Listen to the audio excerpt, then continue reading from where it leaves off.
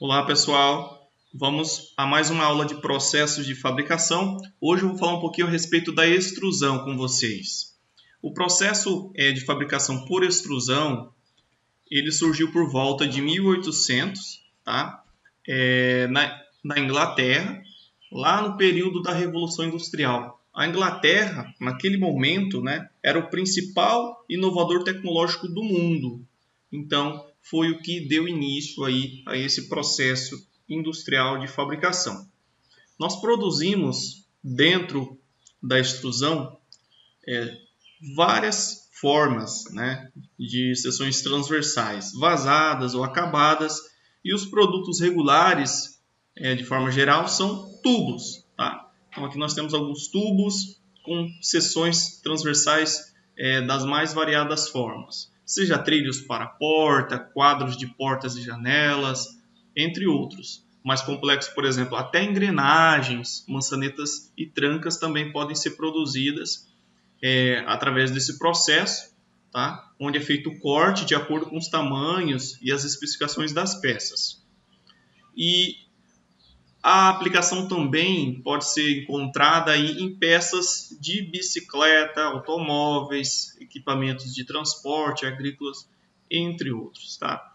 Então, é um processo bastante versátil e também a gente consegue combinar com o processo de forjamento, que nós faremos um pouquinho a respeito dele na próxima aula. Aqui temos alguns perfis, né, de tubulações, aqui aletadas, né, aqui outras peças, componentes, são todos produtos da extrusão. Então, como a gente pode ler aqui, a extrusão produz geralmente barras cilíndricas ou tubos, porém, formas de seção transversal mais irregulares podem ser conseguidas em metais mais facilmente extrudáveis, como o alumínio e suas ligas. Tá? Entre os produtos, na verdade, entre os materiais utilizados, nós temos o aço de baixo carbono, o cobre, o aço inoxidável, chumbo e magnésio. Tá? Então, o material para aplicação nesse tipo de processo, né, ele requer uma plasticidade substancialmente alta, tá? Devido, né, à forma como é obtida essas peças, que a gente vai falar um pouquinho mais a respeito ali. Tá? Então, nós temos o magnésio, o cobre, o chumbo, né, e o aço, entre algumas outras ligas, tá?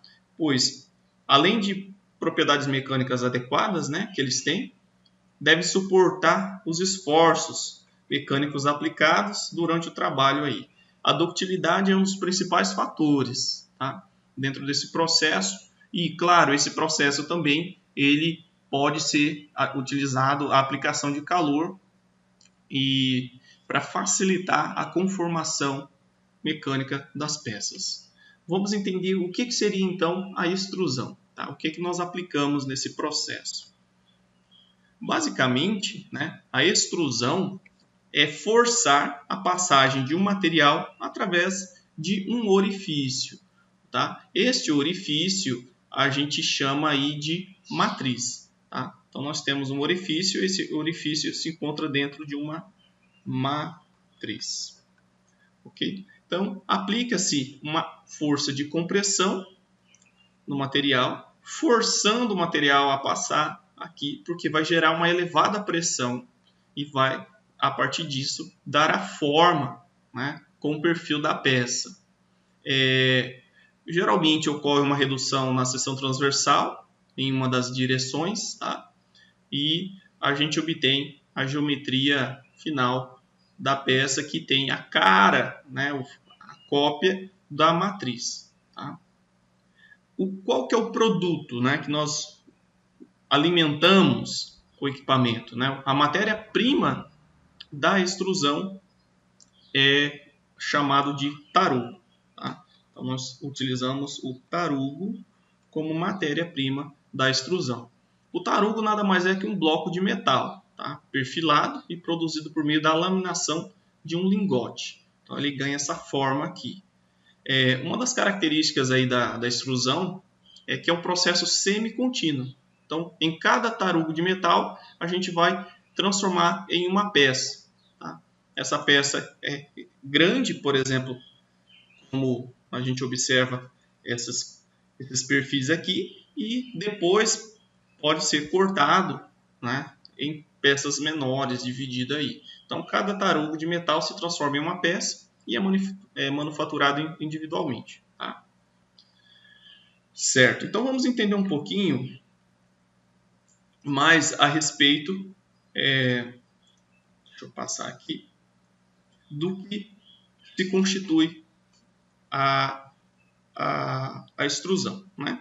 Então, aqui nós temos a nossa matriz, que é essa região aqui. Tá? Então, a matriz ela está acoplada a uma estrutura. Então, aqui nós temos a matriz e as suas regiões. Aqui nós temos o tarugo e um êmbolo. Né? O êmbolo é o que vai aplicar a pressão de compressão no nosso tarugo. Tá? E através de reações, né, entre a parede da matriz e o tarugo, a gente vai executar a extrusão. Tá? Então, nós temos alguns tipos de extrusão, extrusão direta e indireta. Eu vou falar um pouquinho melhor mais adiante. Aqui, nessa imagem, nós temos vários tipos de matrizes para a extrusão. Tá? Então, cada uma dessas matrizes vão produzir seções transversais, né, ou perfis de peças diferentes de acordo com seu formato. Tá? Bom, nós podemos, né, classificar a extrusão de acordo com a temperatura de processo, assim como a laminação ou, né, os processos de conformação mecânica em geral. Então, nós temos a extrusão a quente e a extrusão a frio. De forma análoga à laminação, né, a extrusão a quente ela torna-se mais fácil o processo de conformação, porém, a extrusão a frio ela permite um melhor acabamento e elimina a oxidação do metal. O que vai fazer com que a gente escolha um desses processos é esses seguintes fatores. Tá? Qual que é a ductilidade da peça? Porque se for metais não muito dúcteis, a gente precisa passar pelo processo a quente. O custo. Tá? O processo a quente é mais barato devido ao maquinário. Né? Não precisa ser tão robusto em termos de potência. A exigência técnica. Né? A alta temperatura e pressão podem ter efeitos indesejáveis sobre a peça a longo prazo. Né? Então, vai gerar oxidação, entre outros, tolerâncias dimensionais acabam sendo não muito estreitas, né? Então, acaba dificultando essas exigências técnicas. De forma resumida, as etapas do processo de extrusão começa primeiro, né, com a produção do lingote. Aí, por laminação, a gente obtém o tarugo, né? Esse tarugo tem seção circular. A gente faz o aquecimento uniforme, né? Neste caso aqui, quando for a laminação, o processo, de extrusão a quente. E esse lingote formado ou tarugo, né? Ele é aquecido para a câmara de extrusão e de forma rápida, né? Porque a gente precisa diminuir ou evitar que a superfície do material ele sofra oxidação. Tá? Uma peça aquecida, submetida a uma atmosfera oxidante, ou seja, o ar ambiente, ele vai oxidar, então esse transporte tem que ser feito o mais rápido possível. E assim a gente executa a operação de extrusão. Através do acionamento de um pistão ou êmbolo, né, ele vai empurrar o material e ele se encontra, né, posicionado dentro da câmara para ser passado pela matriz. A gente vai ver uma imagem agora, tá? É feito aqui no fim da extrusão, né, esse pistão ele recua, a gente faz a retirada, né, do lingote e também é feito o corte, tá, de um disco, que é o que não vai ser aproveitado, a gente vai entender o porquê. Feito também, em alguns casos de laminação, no caso a quente, né, essa remoção dos óxidos, é feito uma raspagem do disco, né, que fica dentro da câmara no caso aqui, a câmara onde o lingote é armazenado. Então, é feita a raspagem de óxidos que ficam ali. Claro, a peça também passa por um processo de acabamento superficial, se houver necessidade também. Mas essas etapas elas podem conter outras intermediárias de acordo com a especificidade do processo. Então aqui nós temos a matriz, né? Aqui a câmara, aqui nós temos o nosso lingote. Tá? Aqui nós temos um falso pistão, que ele visa proteger o pistão em si, tá? Ou o êmbolo, contra o atrito aqui, porque há um desgaste devido ao calor e também às pressões elevadas, então se coloca um falso pistão aí. Depois inicia-se o avanço da extrusão até a passagem aqui.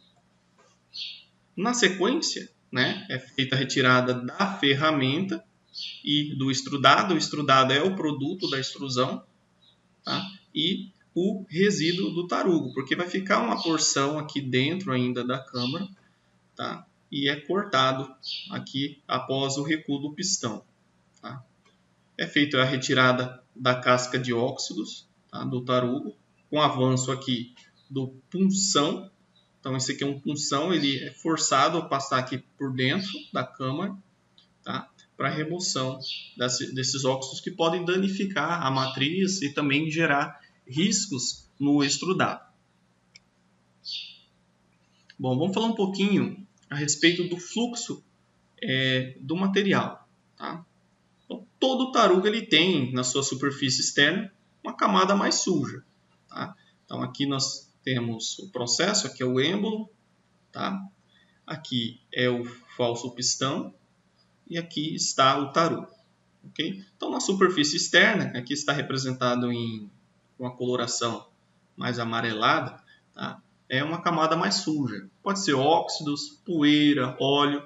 Então no início da extrusão, o tarugo ele é comprimido contra a parede, né, aqui dessa câmara, e a superfície, né, externa do tarugo ela acaba aderindo aqui. Tá?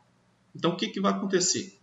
Vai ficar mais fácil, né, para que a parte interna do tarugo, né, do material, ela saia primeiro no início da extrusão, porque essa parte aqui, mais externa, ela está aderida contra a parede do recipiente devido a essa superfície estar um pouco mais suja. Então o fluxo acontece mais no interior do nosso tarugo do que da região externa aqui.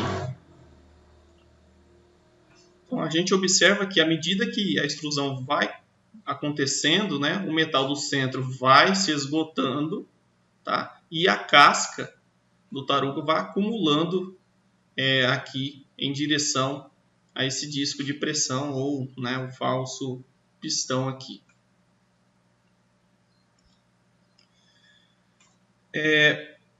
Quando a gente chega próximo do final da extrusão, tá? Praticamente só vai existir essa casca de sujeira do tarugo, então é interrompido o processo de extrusão e é feito o corte dessa parte aqui que a gente chama talão. Tá? Então essa parte aqui a gente dá o nome de talão. Então ela é feita o corte. Tá? Se a gente tem aqui um corte nessa linha pontilhada, né, e a gente retira uma amostra para fazer uma análise, a gente vê que a sua estrutura está limpa, sem presença de óxidos. Mas e se a gente continuar a extrusão até o final? Né? Se a gente continuar a extrusão até o final e fazer um corte aqui, tá? Antes e fizer a mesma análise, né, a gente vai perceber que os óxidos, a sujeira, vão penetrar na barra extrudada e essa amostra, né, a gente vê esse anel de óxidos aqui no interior que a gente chama de coring. Tá? Então, às vezes é necessário que a gente faça a extrusão de uma porção maior do tarugo do que especificado aí para a gente poder fazer o descarte final. Tá? Então, por isso que é feita a interrupção um pouquinho antes de se eliminar todo o material devido a essa presença de sujeiras dentro, né, da câmara que se adere, né, e ao mesmo tempo ela é arrastada para dentro da nossa peça extrudada. Então, no processo aqui de corte, né, a gente está vendo e a gente inicia novamente, né, o processo de extrusão. Aqui nós temos algumas situações, tá? Como a gente viu, né? O material no centro do tarugo tem a maior facilidade em escoar, enquanto, né, a parte externa ela se adere. Então, quando se inicia a extrusão de um novo tarugo, é esse metal que sai primeiro, tá? Então, vai formar o perfil aqui, se a gente fizer um corte e a gente analisar. Então, coloca-se, né, continuamente um outro tarugo para a gente iniciar um novo ciclo de extrusão. Então, vai haver uma região que a gente chama de emenda, né, que é aqui um tarugo novo, tá? E ele é o que vai estar em contato aqui, como se fosse um processo de soldagem, né, com a peça anterior, tá? Se for feita essa alimentação contínua, tá? Porque se a gente analisar como existia o metal velho, né, então a gente vai ver uma mistura do velho com o novo.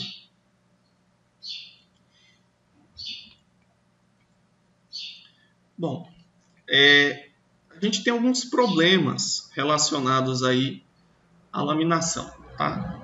Esses problemas tipicamente estão relacionados à matriz e ao material, sobretudo na laminação a quente, tá? Entre os problemas que podem surgir, tá, com relação à matriz, a gente vai ter, tá, um desgaste muito grande devido à alta temperatura, tá? Então, a alta temperatura vai levar um desgaste muito grande da nossa matriz. E com isso, né, vai gerar um custo alto, né, de operação, porque a gente vai precisar, né, estar controlando a calibração dessa matriz e se às vezes a peça não for mais possível ficar dentro das tolerâncias, é preciso a sua substituição, tá? Então, a qualidade do produto ela é preocupante porque a matriz, né, pode sofrer desgastes e isso acaba influenciando diretamente no perfil do produto que vai sair do processo. Com relação ao material, tá, devido ao aquecimento, como eu já comentei, a gente vai ter uma cobertura de óxido e essa cobertura de óxido ela vai interferir no fluxo, né, e pode penetrar se a gente não interromper o processo antes, né, dessa etapa, e o acabamento superficial vai ser muito ruim, até a impregnação interna, né, dentro da peça de resíduos, sujeira, óxidos em geral. Bom, a gente tem aqui na tabelinha algumas faixas de temperatura para cada tipo de material, ou seja, quando nós estamos falando de extrusão a quente, tá? A gente tem algumas faixas de temperatura. Aços, tá? A faixa da temperatura vai em torno de 1200 a 1320. São temperaturas extremamente altas, tá? Então, a gente vai utilizar faixas de temperatura que dependem da velocidade que a gente quer a deformação, qual que é o grau de compressão também, tá? Porque a temperatura empregada no processo aqui, ela é proporcional a essa velocidade de deformação. Então, quanto maior for a velocidade de deformação, maior é a temperatura, tá, empregada aí. Porque a gente tende, né, um aumento do atrito devido ao aumento da velocidade de deformação e do grau de compressão. Então, por exemplo, as ligas de cobre exigem, né, faixas de temperatura menores e o alumínio também, ó. O magnésio é uma liga, é um metal, né, facilmente extrudado, e os aços são materiais mais difíceis de se trabalhar por esse processo. Com relação às matrizes, tá, que são como se fosse a estampa, né, do perfil, a gente precisa trabalhar cuidadosamente no projeto. Tá? É uma área bem complicada porque vai requerer experiência considerável. Devido a várias características que a gente precisa considerar, seja cantos vivos, tá? Vou mostrar mais à frente uma imagem, então cantos vivos, por exemplo, tem que haver uma simetria da seção transversal, ou seja, se a gente cortar a peça ao meio, há uma simetria da seção transversal, há uma mudança suave das dimensões, a gente sai de um perfil, vai para o outro suavemente, ou a gente muda muito bruscamente. Então, isso influencia no projeto dessa ferramenta. Tá? Então, aqui nós temos dois exemplos de configurações típicas de matrizes. Tá? Então, aqui nós temos a imagem em 3D e aqui nós temos o corte, olhando apenas essa porção aqui. Então, essa primeira matriz, né, aqui em A, ela tem uma zona cilíndrica, que vai dar como se fosse a calibragem, né, do nosso perfil extrudado, e a sua condição, né, de deformação ela é típica, né, esse perfil de matriz é típico para materiais ferrosos, como os aços, tá, e ligas, tá, ferrosas. E aqui nós temos o caso, né, onde a zona cilíndrica é bem menor do que quando nós vamos extrudar materiais ferrosos, né? Então, materiais não ferrosos, como alumínio, cobre, magnésio, tem essa característica geométrica aqui. Tá? Obviamente, nós temos vários perfis ou configurações típicas de matrizes. Bom, para falar um pouquinho do projeto, né? Então, em linhas gerais, esse projeto adequado aí, ou um bom projeto, ele tem que respeitar o que eu disse, né? A simetria da seção transversal, evitar cantos vivos, essas mudanças extremas nas dimensões. Então, aqui nós temos uma situação onde o projeto, né, da matriz foi errado. Então, a gente tem um canto vivo interno, tá? Então, nós temos também furos desbalanceados, ó. E nós temos uma espessura de seção inadequada, então a tendência é que isso aqui pode sair danificado devido às altas pressões. Espessura de parede desbalanceada também, então nós temos uma aresta de ponta. Então tudo isso influencia e precisa ter uma experiência razoável para se determinar esses perfis. E aqui no caso, né, nós já temos uma situação considerada ideal. Os furos são balanceados, ó, tem uma certa proporção. Nós temos uma parede com uma espessura também bem balanceada. Ressalto de matriz balanceada sem cantos vivos. Ó. Todos os cantos são arredondados o máximo possível. Aqui são exemplos de algumas matrizes de extrusão e os seus perfis, tá? De acordo com aqueles critérios. Ó. A gente observa simetrias, proporções balanceadas entre as dimensões, os cantos. Tá? Todos são cantos que não são vivos, né? Tem uma suavização dessas regiões. E com relação aos materiais utilizados nas matrizes, nós temos aços, tá? Os aços chamados de aços ferramenta. Tá? Então, eles são aços revestidos, tá? Com uma camada cerâmica. Essa camada cerâmica tipicamente é para trabalho a quente. Tá? Então, essa camada cerâmica ajuda a evitar o desgaste, porque é uma cerâmica extremamente resistente ao desgaste e ao calor. Tá? Então, para manufatura de barras e tubos, a gente usa esse artifício para melhorar, né, a vida útil dessa ferramenta. E quando a gente vai trabalhar sob baixas temperaturas, a gente tem, né, uma situação de um alto atrito gerado aí. Então, se aplica uma lubrificação no processo. Tá? Então, o óleo grafitado é utilizado como lubrificante. Considerando as altas temperaturas, também se aplica, né, a lubrificação em alguns casos, mas considerando que o óleo, né, ele acaba perdendo a sua propriedade de proteção com o aquecimento, acaba evaporando, volatilizando, então usa-se o vidro líquido como meio de lubrificação quando se trabalha com peças como aço, né, para a extrusão do aço, o vidro líquido. Certo. A gente precisa garantir, né, que o equipamento, né, ele esteja numa melhor condição possível, né, para preservar suas características. Então, para que a gente consiga preservar o máximo, a gente tem que manter o metal lá dentro do processo, né, o menor tempo possível, tá, dentro dessa câmara. E a gente só consegue isso aumentando ao máximo possível a velocidade de extrusão. Essa velocidade de extrusão ela pode chegar aí a 2 metros por segundo. Então, são velocidades extremamente altas. Com relação à capacidade, né, de aplicação de pressão, a laminação não, a extrusão a quente, usa-se prensas hidráulicas, tá? Então, é o que vai aplicar pressão no êmbolo. Então, são usadas prensas hidráulicas. Essas prensas hidráulicas, elas aplicam pressões extremamente altas, que vai de 250 a 6.000 toneladas. Tá? Então, são equipamentos de alta potência, né, e força para conseguir fazer com que a gente transforme um metal, né, passar por uma matriz com um perfil adequado. Vamos ver um pouquinho sobre os tipos de extrusão.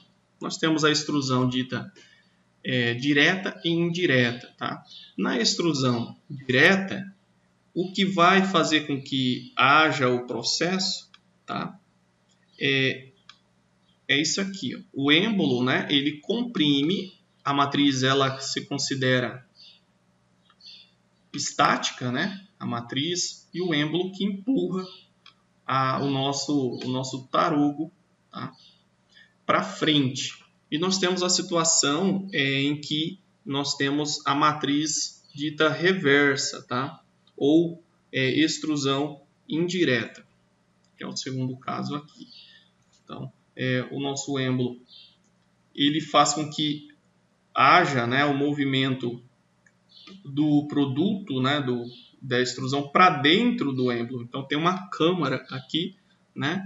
Então, nós temos o perfil aqui da matriz, o tarugo ele fica dentro da câmara, né? E a extrusão acontece de dentro da câmara para o tarugo, em direção aqui ao tarugo. O que acontece? Por que nós usamos esse tipo de condição, né, em alguns casos? Porque a gente diminui a pressão e a força de atrito quando a gente compara com outro método, porque aqui, tá, o tarugo ele permanece estático, então não há um movimento relativo entre ele e essas paredes da câmara. Então a gente consegue melhorar aqui. Os pontos negativos é a restrição na produção de formas e perfis complexos, porque há uma limitação da força, tá, proporcional em função aí do pistão com esse furo aqui. Então nós temos uma redução, né, de área de aplicação de força, então isso aqui acaba diminuindo, em termos gerais, a limitação da força do processo. Vamos falar um pouquinho dos parâmetros de extrusão de forma geral, para a gente entender como se obtém os esforços, os cálculos, tá, dessas forças. Existem dois parâmetros, tá, dentro da extrusão. Os parâmetros ditos geométricos e os parâmetros físicos. Tá? Os parâmetros geométricos é o ângulo da matriz, a gente chama de ângulo alfa, uma relação de extrusão, vou mostrar mais à frente, e o fator de forma. Uma relação de extrusão nada mais é que a razão entre a área da seção transversal antes, tá, do processo, ou seja, é o tarugo mesmo, a área da seção do tarugo, e aqui a área do produto extrudado. Então, nós temos essa relação de extrusão. O fator de forma, está aqui, que é outro parâmetro geométrico, ele é baseado no perímetro extrudado dividido pela área final. Então, o perímetro, imagina que essa aqui é a nossa seção extrudada, né? E ela tem essa área. Okay? Então, essa é a área. O perímetro é a soma, né, dessas dimensões aqui, que circunscreve, né, a seção extrudada. Então, a razão entre um e o outro. Esse fator de forma tá? Ele vai medir a dificuldade da operação. Então, quanto mais alto o fator de forma, mais complexa é a extrusão. E nós temos uma situação que é o diâmetro circunscrito, que é esse DCC aqui. Então, o diâmetro é difícil até pronunciar, circunscrito, nada mais é que ele representa, né, de forma geral, qual que seria o menor diâmetro do tarugo, por exemplo, que é possível a gente obter a seção transversal do produto extrudado. Então, ele descreve aí o menor diâmetro, né, em termos de um círculo, em que é possível a gente inscrever, né, dentro aqui a seção transversal da peça que a gente quer, tá? Então, mede o grau de dificuldade da operação, ou seja, quanto maior for, mais complexo, né? Faz sentido a fator de forma. Então, se a peça tiver muitas variações na sua geometria, mais difícil é se trabalhar por extrusão. Quanto aos parâmetros físicos relacionados aí à força de extrusão, a velocidade, né, deslocamento do pistão, qual que é o tipo de lubrificante e a temperatura do tarugo. Tá? Então, com relação à força de extrusão, nós temos essa equaçãozinha aqui. Tá? O A0 é a área, né, inicial, a área do tarugo, e esse AF é a área final da nossa peça.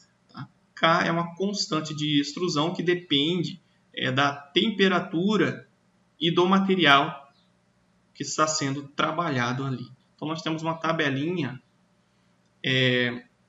que traz, né, esses valores de constante de extrusão. Só para lembrar que essa força de extrusão ela está associada, né, a esse K, a área também da peça, né, e esse K ele é um parâmetro empírico, ele é obtido experimentalmente. Tá? É um parâmetro experimental. Ele leva em consideração a resistência do material, a fricção na cama e na matriz, assim como a temperatura e a velocidade de extrusão. Então, foi feito testes, né, para vários tipos de materiais, por exemplo, o alumínio, essa liga, o bronze, o cobre, o berilo, o aço inox, o molibdênio, variando-se, né, a temperatura. Aqui em cima nós temos a temperatura em graus Celsius e aqui em Fahrenheit. E se obteve, né, esses valores de K aí. Uma coisa que a gente observa, né, que quanto maior é a temperatura do processo, a gente tende, né, a ter um valor de constante de extrusão, né?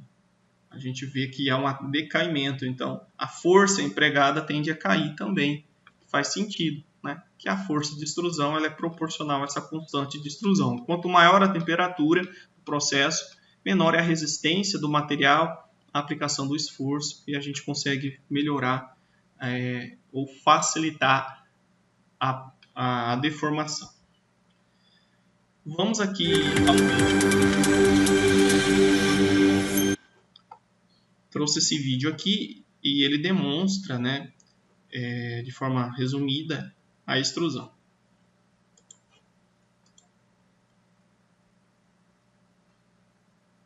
Então, nós temos aqui a extrusão direta, né? Vou tentar reduzir aqui para a gente conseguir enxergar. Aqui nós temos, né, o falso êmbolo, que protege o pistão, que é o nosso êmbolo efetivo. Aqui saem os perfis, né? Aqui nós temos 4 matrizes. Aqui a região onde é feita a emenda entre um processo e outro. O falso êmbolo sendo destacado.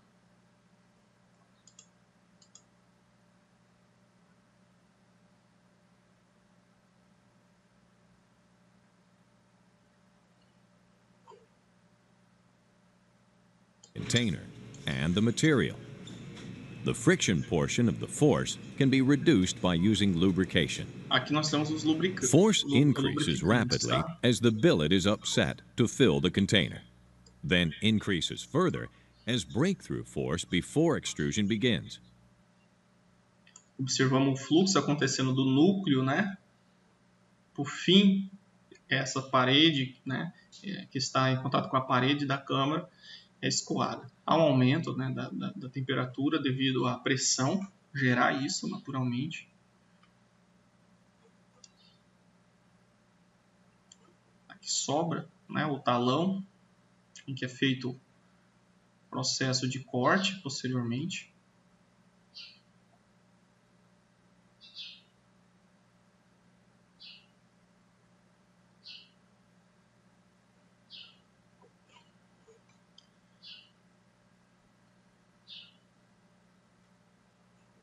Bom, esse vídeo é bem curto, mas a gente consegue ver com bastante detalhe, né, o processo de extrusão, no caso aqui é a extrusão direta, tá?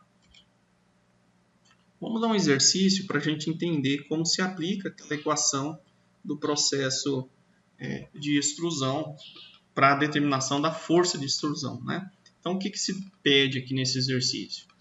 É necessário produzir uma peça com diâmetro final de 45 milímetros através de um tarugo cujo diâmetro tem 100 milímetros. Então, a área final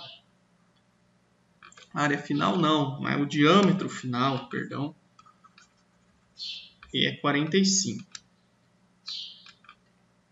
Então, esse aqui é o nosso diâmetro final.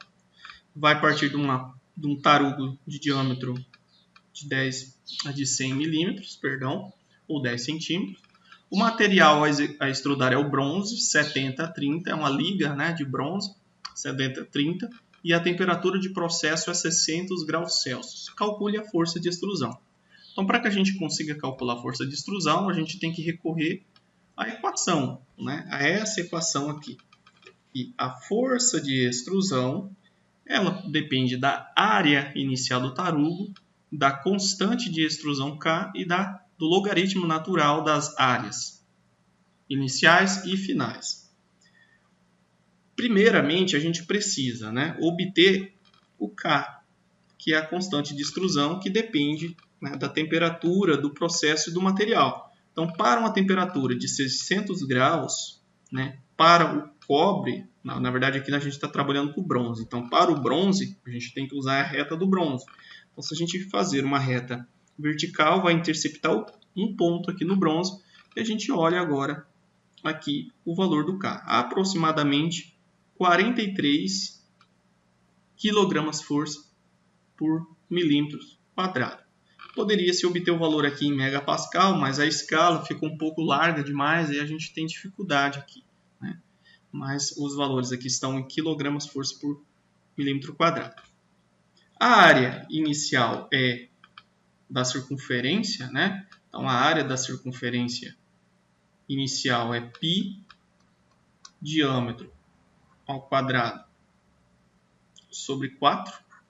Então, aqui está substituído o diâmetro inicial, 100 dividido por 4, a constante, né, de extrusão e o logaritmo da área inicial novamente, dividido pela área final, né, que está em função do diâmetro final de 45 aqui. Então, se nós fizermos esse cálculo, a força de extrusão vai dar 539.345,97 kgf. Existem temperaturas, né, por exemplo, para algumas ligas como o molibdênio, que só é possível, né, fazer a sua extrusão para faixas aqui, ó, acima de 1000 graus. Tá? Então, é importante prestar atenção que alguns materiais, ó, o aço, tem alguns aços aqui que podem ser extrudados na faixa de 800 até um pouquinho acima de 1000. Por que não conseguimos além desse limite? Né? Porque aí os seus parâmetros já não dão características finais necessárias. Tá? O cobre ele apresenta valores que vão de um pouquinho abaixo de 400 até 1000. Vai depender, claro, né, da sua constituição em geral, mas a constante, né, de extrusão ela tende a cair com a temperatura. Deixo esse exercício como atividade para vocês. Então façam, ele é similar ao outro, mas precisa ser praticado para vocês conseguirem absorver o máximo possível dos conceitos. Com relação às atividades da aula anterior, eu vou trabalhar com elas agora. Então, eu espero que vocês tenham conseguido fazer, ou tentado ao menos, para a gente praticar, né, os conteúdos da disciplina. Então, é importante fazer os exercícios.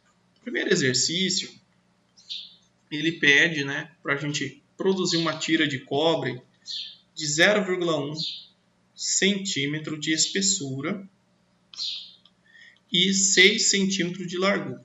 Então, é uma chapa, né, uma tira bem fina. 0,1 centímetro de espessura e 6 de largura. Uma tira bem fina, né?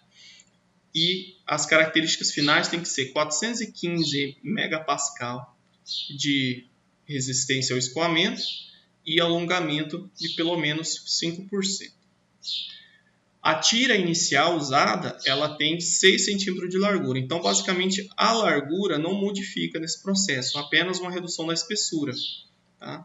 Então, vai sair de uma tira com 5 centímetros de espessura para 0,1. Ele quer que a gente descreve esse processo de fabricação.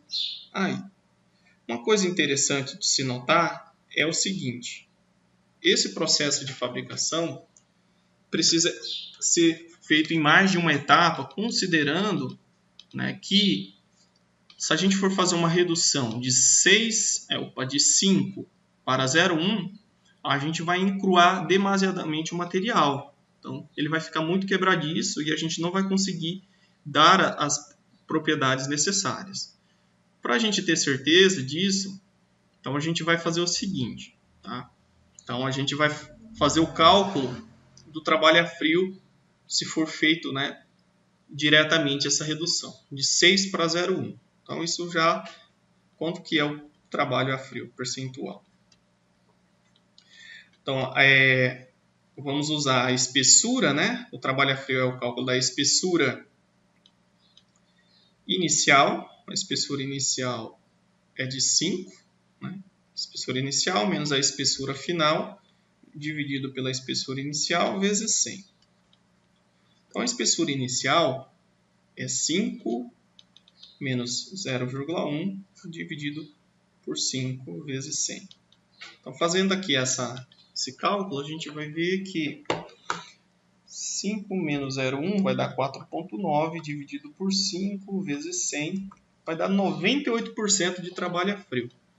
Então, 98%. Se a gente observar para este material, né, nós temos aqui o gráfico que demonstra qual que é o percentual de trabalho a frio que vai resultar nos valores de tensão e de alongamento, a gente percebe que ele se encerra aqui, ó, aos 90%. A gente não consegue mais trabalhar mais que 90% de trabalho a frio com esse material. Então, o que se recomenda? Né? Realiza-se um processo intermediário a quente, ou seja, então, para descrever o processo, a gente primeiro, né, a gente vai, no caso aqui é a laminação, né, vamos fazer uma laminação a quente. Laminação a quente. Essa laminação a quente, a gente vai promover o que a gente chama de recristalização, ou seja, a gente vai recozer o material, então a gente vai aliviar os efeitos do encruamento e assim a peça, né, ela vai estar com uma chapa vai estar com uma espessura menor e sem, né, os efeitos do encruamento. Então a gente vai depois conseguir fazer o processo a frio até chegar nas características citadas. Então, qual que seria, né, a espessura necessária, né, para produzir 415 de MPa de escoamento e 5% de alongamento? Aí a gente tem que olhar o seguinte: para eu ter 415 MPa de escoamento, quanto eu teria que trabalhar a frio o cobre, né? Então, a gente volta aqui, a gente olha aqui, 415, está um pouquinho aqui, né? Vou usar a caneta de outra cor. Então, usando aí, vai dar aproximadamente aqui o escoamento, que é essa outra curva, tá, pessoal? Essa curva, o escoamento, essa aqui é o limite de resistência à tração. Então, a gente traça aqui uma reta agora na vertical. Então, eu teria que trabalhar 40% apenas o cobre. Eu estava trabalhando 98%, né? Então 98% já ultrapassa todas as características. Mas se eu trabalhar 40%, essa tira de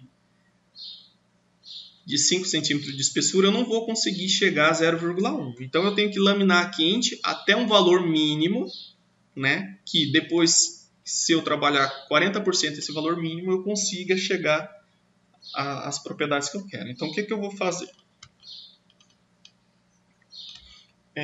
Eu sei que 40% de trabalho a quente é igual, né, a espessura, eu quero saber qual que é a espessura inicial do processo, tá? Então, a espessura inicial do processo para eu chegar a 40%. Então, a espessura inicial menos qual a espessura final agora? 0,1. Tá? Então, eu quero saber qual que é a espessura inicial, ou seja, o final da laminação vai me dar a minha espessura inicial para eu trabalhar 40% nela depois. Então, a espessura inicial menos 0,1 dividido pela minha espessura inicial. Tudo isso vezes 100. Isso aqui está multiplicando, vem para cá dividindo, né? Então, vai ficar aqui 40 dividido por 100. Aí, esse aqui está dividindo, vem para cá multiplicando. Então, vezes a minha espessura inicial é igual a espessura inicial menos 0,1. Aqui vai dar 0,4, né? 0,4 vezes a espessura inicial. Isso aqui eu já vou passar para cá, então vai vir negativo, menos a espessura inicial, menos 0,1. Então, o que nós obtemos aqui? Menos 0,6 vezes EI é igual a menos 0,1. Como tem sinais negativos em ambos os lados, a gente pode, né, multiplicar por menos 1 e transformar isso em positivo. Então, minha espessura inicial vai ser 0,1 dividido por 0,6. Então, 0,1 dividido por 0,6 tem que ser 0,166 centímetros. Então, tem que laminar quente até essa dimensão. Aí, depois eu aplico 40% de trabalho a frio nessa chapa para chegar até o valor que eu quero. Tá? Então, a gente tem que partir dessa etapa. Então, primeiro, a gente lamina quente até 0,16. Depois a gente vai para um trabalho a frio. Tá? Então, esse é o processo. Primeiro, a laminação a quente até 0,166. E segundo, a gente pega, né, a espessura agora, que é inicial, igual a 0,166 centímetros e aplica aí 40% de trabalho a frio, que aí a gente vai chegar no valor de 0,1. E esse valor de 0,1 ele vai ter 415 MPa de escoamento. E se a gente olhar o alongamento aqui, ó, ele ficou quase próximo de 10, então pelo menos 5%. Então atende as características citadas. Tá? Então era isso que eu esperava da resolução de vocês. Quanto a essa atividade 2, ela pede o seguinte, né? Nós temos duas barras de mesmo metal, previamente sem conformação, e devem ser conformadas visando a redução das áreas das suas seções transversais. Uma das barras possui seção transversal circular, enquanto a outra tem seção retangular. Durante a conformação, a seção transversal circular deve permanecer circular. Então, nós temos uma barra circular e uma barra retangular. São áreas iniciais, né? Áreas iniciais. Vai passar pelo processo de conformação mecânica e as barras vão reduzir as suas áreas, né, para áreas finais, porém sem mudar a forma geométrica dessas áreas, somente as suas dimensões. Aí vai ter um ganho no comprimento, né, as áreas finais.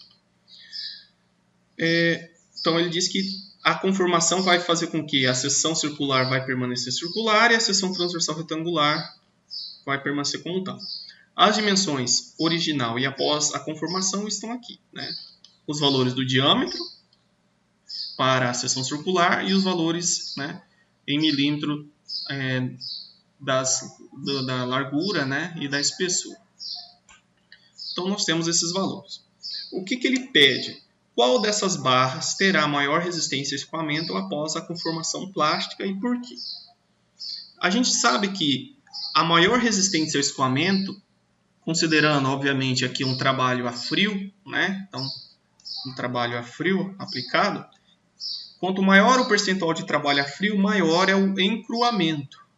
Então, a barra que apresentar o maior trabalho a frio, né, ela apresentará a maior resistência ao escoamento. Então, aqui nós temos barras de mesmo material, apenas de seção transversal diferentes, e vamos aplicar, né, um trabalho a frio em ambas e ver qual que é, né, aqui apresenta o maior valor e essa, por sua vez, vai ter, né, um aumento maior na sua resistência ao escoamento. Então, percentual de trabalho a frio para a barra circular, vou chamar de C, né, é dada pela sua área inicial vezes, né, menos a sua área final, dividido pela sua área inicial, tudo isso multiplicado por 100. A gente sabe que a área da seção circular é π diâmetro ao quadrado sobre 4. Então é importante prestar atenção nos valores. Aqui é o diâmetro inicial e aqui é o diâmetro final. Aqui é, né, as dimensões largura e altura iniciais e finais. Se a gente calcular as áreas iniciais e finais para a seção circular e aplicar nessa equação, a gente vai obter um percentual de trabalho a frio de 43%. Tá? 43,8%, para ser mais exato, quase 44%. E o percentual de trabalho a frio para retangular segue a mesma forma, né? Só que a forma de cálculo é diferente, é lado vezes lado.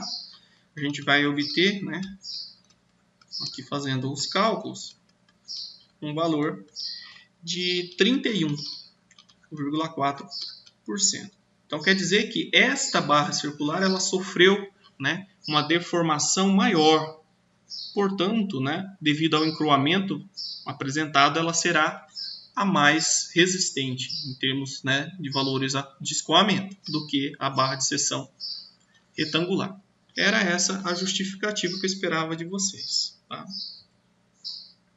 Atividade 3 pede o seguinte, né, que nós determinemos para uma situação aqui de laminação a potência requerida na operação para produzir aqui uma tira de cobre com essas espessuras, né? Então, nós temos uma largura de 228 e espessura de 25 milímetros. Vai ser reduzida a sua espessura para 20 e não vai modificar a largura, né? Somente a espessura. Aqui nós temos o raio do laminador e a rotação, né, do rolo. O valor da tensão escoamento média, no caso do material, na primeira etapa, né, no caso aqui ele quer em apenas uma única etapa, vai ser de 180. Considerando aí um trabalho a frio, vamos ver se ele fala ou não fala, né, mas vamos considerar que a operação ela é feita, né, a frio. Então, para cálculo da potência, que a gente chama de N, né, a gente utiliza essa expressão, 2π vezes N, que é a rotação, multiplicado pelo Mzão, que é o nosso torque, dividido por 60.000. Isso aqui vai dar uma potência, né, nas unidades de quilowatt. O que nos falta calcular para obter o valor da potência é o nosso torque, né? O nosso torque, M, ele é o produto da carga de laminação P multiplicado por L, né? L é o arco de contato do laminador, multiplicado pelo fator lambda aqui, que é o fator de deformação, que depende do tipo de processo, né? Considerando uma laminação a frio, esse lambda aqui ele é igual a 0,5. Tá? Se fosse a quente, é 0,45. Então, vamos aplicar os valores aqui nessa equação. Ah, professor, mas nós não temos a carga de laminação. Bom, Mas nós temos o valor da tensão de escoamento. Tá? A tensão de escoamento ela pode ser também determinada, né, através dessa expressão.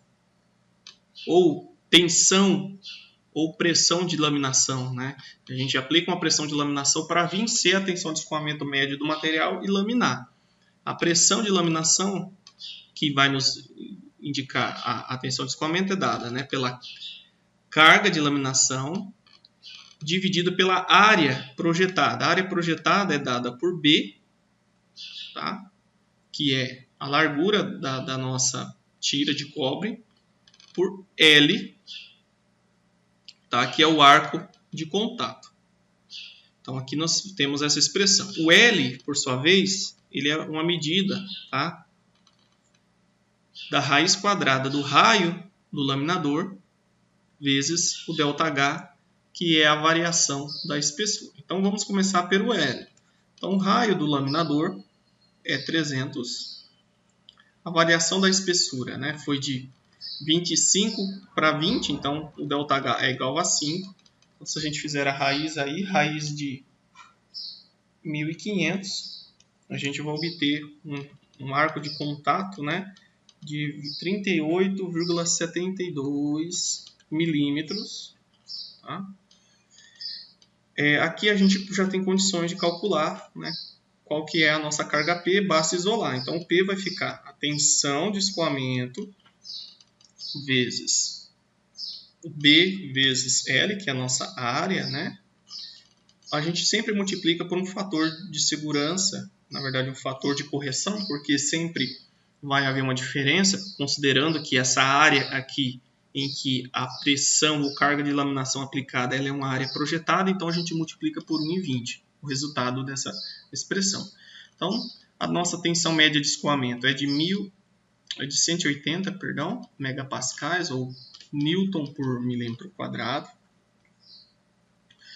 O B, né, que é a largura, é 228 milímetros. O comprimento L, 38,72 milímetros. E vezes 1,2. Então, a gente observa aqui que vai dar milímetros ao quadrado, milímetro ao quadrado. Então, a gente elimina essa parcela. E o resultado vai ser em Newton. Então, nós temos 180 vezes 228 vezes 38,72 vezes 1,2. Isso vai resultar um valor bem grande, 1.906.882 newtons, ou seja, 1,9, vou colocar aqui aproximadamente, 1,9 mega newtons, ou 1, coloquei MP, é newtons, ou 1,9 vezes 10 a sexta newtons, só para reduzir os números aí. Certo, agora vamos calcular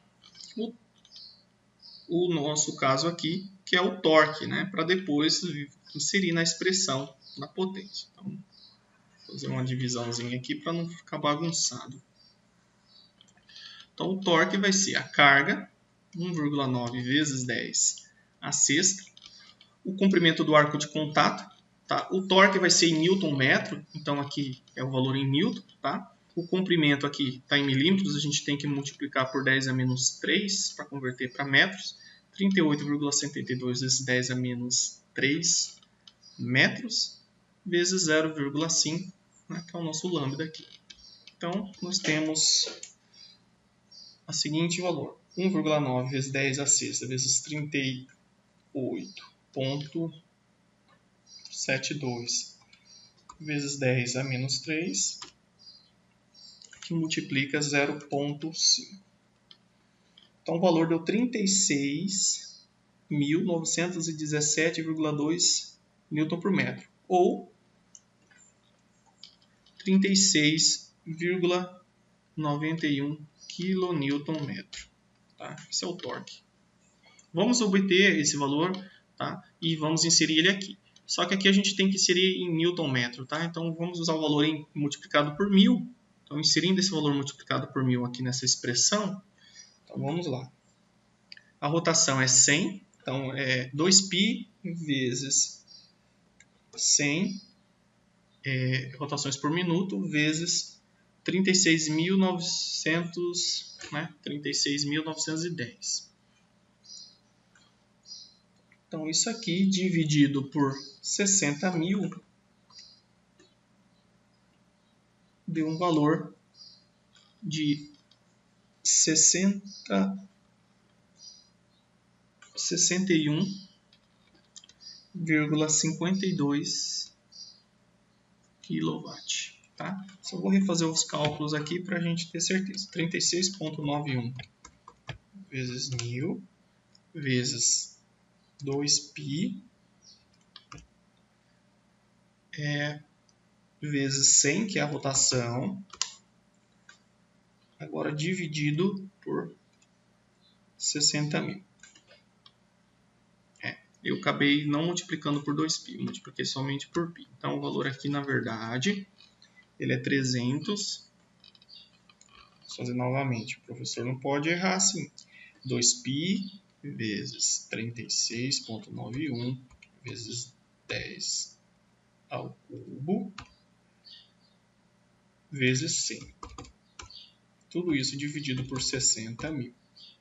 Isso mesmo, 386. 386,5 kN. Tá? Então, essa é a resposta dessa questão. Bem tranquilo de se entender e fazer. Apenas aplicação de fórmula. Então, espero que vocês tenham gostado da aula.